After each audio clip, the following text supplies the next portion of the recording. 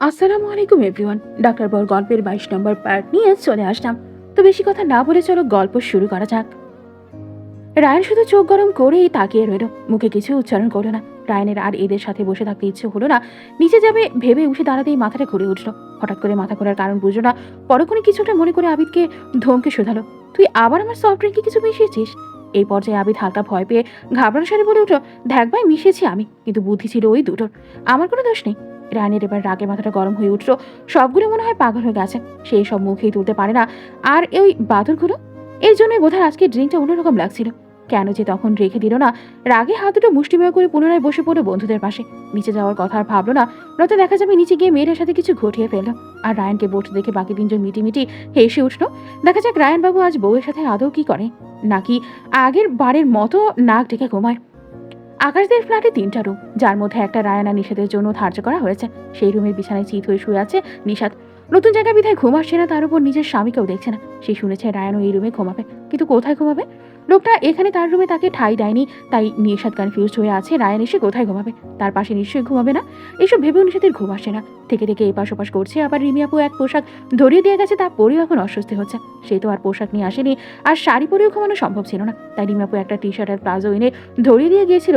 এমন নয় এসব পোশাক কখনোই পরেনি, তবে বিয়ের পরে এই প্রথম পরল। রায়ানও আজ কাছে আসবে থাকবে ভেবে এত অস্বস্তি। ভাবনার মাঝে দরজাটা হাট করে খুলে গেল। নিশাদ চোখ তুলে তাকিয়ে দেখলো রায়ান দরজা লক করে এগিয়ে আসছে। পায়ের চলন কেমন নড়বড়ে মনে হলো নিশাদের কাছে। বিছানার দিকে এগিয়ে আসতে দেখে নিশাদ উঠে দাঁড়ালো। রায়ান চোখে নিচের দিকে তাকিয়ে আছে। নিশাদ উঠে আগে জিজ্ঞেস করলো, আপনি এতক্ষণ কোথায় ছিলেন, আর ঘুমাবেন কোথায় আপনি? রায়ান হয়তো উপর থেকে ঠিক করে এসেছিল মেয়েটার পানে তাকাবে না, কিন্তু গলার স্বর শুনতেই চোখ তুলে তাকালো। নিশাদকে দেখতে অন্যরকম মনে হলো। ভালো করে দেখার পর বুঝতে সক্ষম হলো তার বউ এখন অন্য পোশাকে আছে। রায়ানের মাথাটা ঝিমঝিম করছে। মাথাটা ঝাঁকিয়ে পুনরায় নিশাদের পানে স্থির দৃষ্টি দিয়ে অকস্মাৎ আওড়ালো, তুমি দেখতে সুন্দর চড়ুই পাখি। ইনফ্যাক্ট সব পোশাকেই সুন্দর লাগে, হয়তো পোশাক বিহীনও সুন্দর। প্রথম বাক্য দুটো শুনে নিশাদের ভালো লাগলো, শেষ বাক্যটা শুনে মাথা ঘোরার উপক্রম হলো। কি নির্লজ্জ কথা! এই লোক এত অবলীলা কি করে বললো কথাটা? এমন তো কখনো বলে না। নিশাদের লজ্জায় কান গরম হয়ে উঠলো। রায়ানকে তখনও তার পানে তাকিয়ে থাকতে দেখে লজ্জায় মাথা নিচু করে নিল নিশাদ। জিভ দিয়ে অথর দুখানা ভিজিয়ে স্বরে একটু রাগ তুলে পুনরায় বলো, কি সব বলছেন? আপনি কোথায় ঘুমাবেন বলুন? এই রুমের সোফা অনেক ছোট, আমি বরং সোফায় ঘুমাই, আর আপনি খা। বাক্য সম্পূর্ণ করার আগেই রায়ান বাধা স্বরূপ হাসকে সরে বলল, তুমি আমার কাছে ঘুমাবে। বলে নিহাদকে হালকা ধাক্কা দিয়ে বিছানার উপর ফেলে দিল। অকস্মাৎ এমন করাতে নিষাদ একটু আশ্চর্য হলো। এক বিছানায় ঘুমালে অন্তত ভালোভাবে তো বলতে পারে, এমন করছে কেন? নিষাদ বিছানা থেকে উঠতে যাবে, তার পূর্বেই রায়ান নিষাদের উপর আশ্রয় হয়ে শুয়ে পড়ল। নিষাদের কালো গহ্বরে চোখে দুটোতে আরো বিস্ময় ভরিয়ে তুলতে শান্তাস্বরে শুধালো, উইলো বিমাই পিলো চুরে চড়ুই পাখি। বলে সম্পূর্ণ ভর ছেড়ে দিল নিষাদের ওপর। নিষাদ যেন একের পর এক টাসকে খেয়ে যাচ্ছে। সেই কথা বলতে ভুলে গেলে মুখটা হা হয়ে রইল। মনে হলো তার উপর একটা হাতি ভর করেছে, কিন্তু বলার মতো মুখ দিয়ে কিছু বের হলো না। শ্বাস নিতেও কষ্ট হলো। নিষাদের হা করা মুখের পানে কত সময় তাকিয়ে রইল রায়ান। সে নিষাদের ওপর থেকে সরে যেতে চেয়েও পারল না। নিষাদ নেশা নেশা চোখ দুটো দুটো হঠাৎ নিবিষ্ট হলো নিষাদের অধর কোণে আর কপলে। যেমন কেমন করে তাকিয়ে কণ্ঠ খাদে নামিয়ে বলে উঠল, এখন একটা চুমু খাই চড়ুই পাখি। বড়ির মুখটা আরো নামিয়ে আনলো। নিষাদের চোখে চাহনি যেন আরো বেড়ে গেল। বুক দূর দূর কাঁপতে শুরু করলো। রায়ানের মুখ কাছাকাছি আসতে অন্যরকম স্মেল পেল।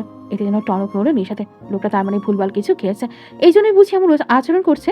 নিষাদ বাধা প্রদান করতে চাইলেও তার মনের মাঝে দৌড়ানো শুরু হয়েছে।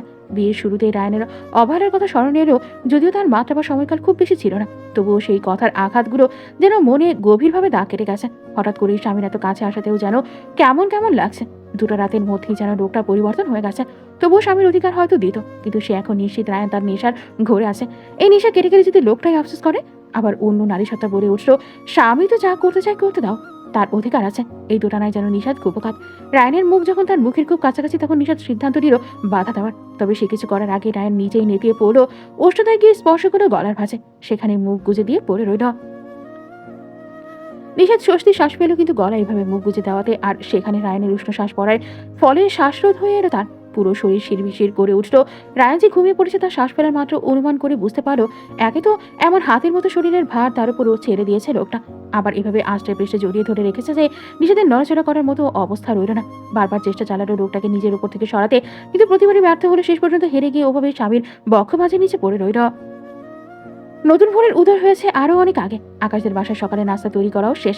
নিশাত নিজেও হেল্প করেছে রিমিকে রান্নার কাজে। নিশাত সারা রাত দু চোখের পাতা এক করতে পারেনি। অমন একটা মানুষ তার সমস্ত ভার ছেড়ে দিলে বুঝি ঘুমানো যায়?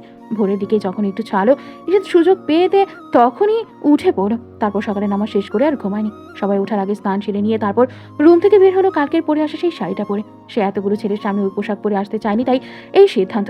রুম থেকে বের হওয়ার পর দেখলো রিমি উঠে পড়েছে। সেই রিমির কাছাকাছি গিয়ে দাঁড়ালো নিশাতকে চক্ষু সম্মুখে দেখে। আর এত সকালে স্নান করতে দেখে রিমি অকস্মাৎ মুচকি হেসে পুনরায় ভ্রু নাচিয়ে জিজ্ঞেস করে উঠো, কি ব্যাপার নিশাত রানী, সকাল সকাল স্নান করেছো যে? তা আমার বাসায় রেখে দেওয়াটা সফল হয়েছে বুঝি? রিমির কথা মানে বুঝতে পেরে নিশাত লাজুক হাসলো। লজ্জিত হয়ে চোখ সরিয়ে নিয়ে হালকা রাগত স্বরে বলল, ছি আপু, কি সব ভাবছেন আপনি? আমি তো ওই পোশাক পরে বের হতে চাইনি, তাই স্নান করেছি। নিষাদের কথা বিশ্বাস করলে মুখে তা প্রকাশ করলো না। নিষাদকে পচাতে আরো মজা শুরু করে দিল রিমি। আর নিষাদ বাঁচেনি লজ্জায় সেখানেই শেষ। সকালের কথা শুনে মনে করে নিষাদ পুনরায় লাজুক হাসলো। রিমি রান্না শেষ করে বিধায় আর অনেকটা বেলা হয়েছে দেখে সে 1 কাপ কফি বানিয়ে রায়নের জন্য নিয়ে ছুটল সেই রুমের দিকে। দরজাটা হালকা ভিড়িয়ে রেখে নিষাদ ভেতরে প্রবেশ করলো। রায়ান তখন পরিপরে ঘুমোচ্ছে। নিষাদ হতাশ শ্বাস পেল। যে লোক ভোরবেলায় ঘুম থেকে উঠে পড়ে সে আজ বেলা 8টা পেরিয়ে যাওয়ার পরেও ঘুম থেকে ওঠার নাম নেই। এসব নিশ্চয়ই কালকের ওই ছাইপাশ খাওয়ার জন্য হয়েছে। যা খেতে পারে না তা খায় কেন? নিষাদ কাপটা বিছানার সংলগ্ন একটা টেবিলের উপর রেখে দিল। রায়ানের কাছাকাছি এসে একটু ঝুঁকে ডেকে উঠল, স্যার শুনছেন? উঠুন, অনেক বেলা হয়ে গেছে। আরে শুনছেন? রায়ান তাতেও শুনল না। নিষাদের একটু অস্বস্তি হলো, তবুও একটা হাত বাড়িয়ে সামান্য বিরক্তের রেশ ধরে রায়ানকে হালকা ধাক্কা মেরে বলবো, এই ডাক্তারবাবু শুনছেন? উঠুন জলদি। এবার বোধহয় কাজ হলো। রায়ান পিটপিট করে চোখ মেলে তাকালো।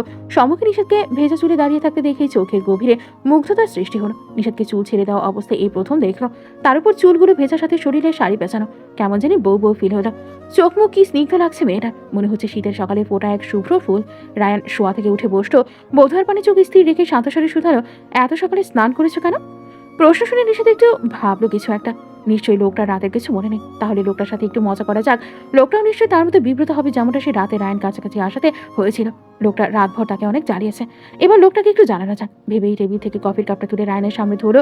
রায়ান হাত বাড়িয়ে কাপটা তুলতেই নিষাদ লজ্জা লজ্জা ভুলে মুখে লাজুক হাসি ফুটিয়ে তুলে জবাব দিল, ছি জামাইজান, রাতে এত কিছু ঘটিয়ে এখন জিজ্ঞেস করছেন এত সকালে স্নান করেছি কেন? আপনি বুঝি সব ভুলে গেছেন? রায়ানের কাপ ধরা হাঁটা নড়ে চড়ে উঠল এমন জবাবে।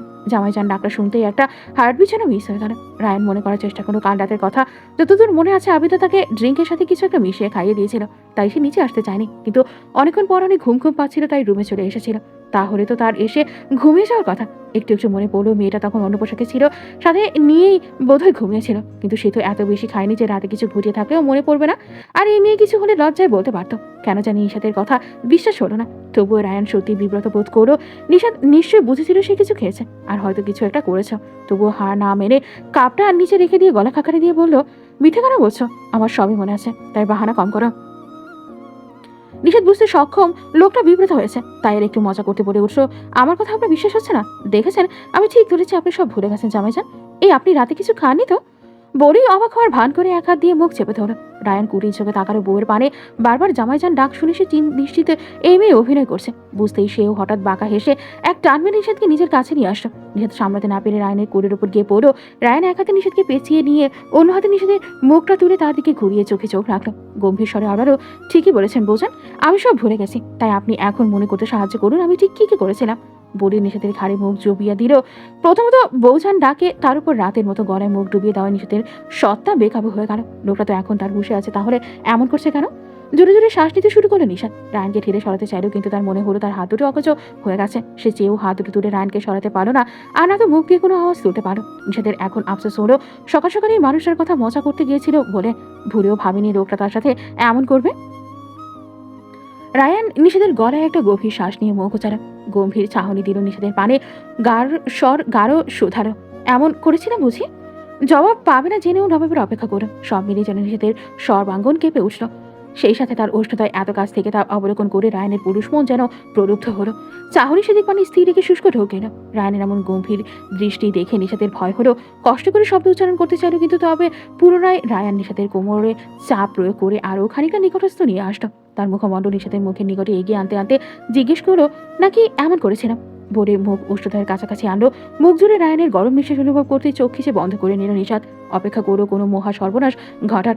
তুই মানবের উষ্ণতা যখন পরস্পরের খুব কাছাকাছি, তখনই দরজায় নক করার শব্দ হল। এক পুরুষের স্বরের বাক্য ভেসে হলো, রায়ান উঠেছিস? তাহলে জলদি বাইরে আসার সময় অপেক্ষা করছে। দুজনের ঘোর ভঙ্গ হলো আবিদের কণ্ঠ পেয়ে। নিষাদ চোখ খুলে সরাতে চাইল, তবে রায়ান ছাড়ো না। সে বিরক্তিতে চোখ বুঝে জোরে একটা শ্বাস ফেলে চিৎকার করে উঠল, বেয়াদব! আসার আর সময় খুঁজে পাসটা। রায়ানের ধমক শুনে নিষেধের কলকের কেবিনের ঘটনা মনে পড়ল। ভুলে গেল সে এখন রায়ানের কোল জুড়ে বসে আছে। কালকের ঘটনা মনে পড়তে খিলখিল করে হেসে উঠল। হাসির শব্দ পেয়ে রায়ান চোখ তুলো। এই প্রথম বউকে এমন করে হাসতে দেখল, আর এত কাছ থেকে। ওই কালো নয়নের চোখে দুটিতে যেন পূর্বের চেয়েও বেশি নেশা ভর করলো। নিষ্পলক চোখে চাকিয়ে রইল তার ব্যক্তিগত অর্ধাঙ্গিনীর পানে। যেন বর্তমানে এই হাসি আর হাসি দেওয়া রমণী তার একমাত্র লক্ষ্য, একমাত্র গন্তব্য। আজকের গল্পটি এ পর্যন্ত শেষ হয়ে গেল। পরবর্তী পার্ট পেতে অবশ্যই আমাদের রাতুল ব্রো ইউটিউব চ্যানেলটি সাবস্ক্রাইব করে রাখবেন। ধন্যবাদ।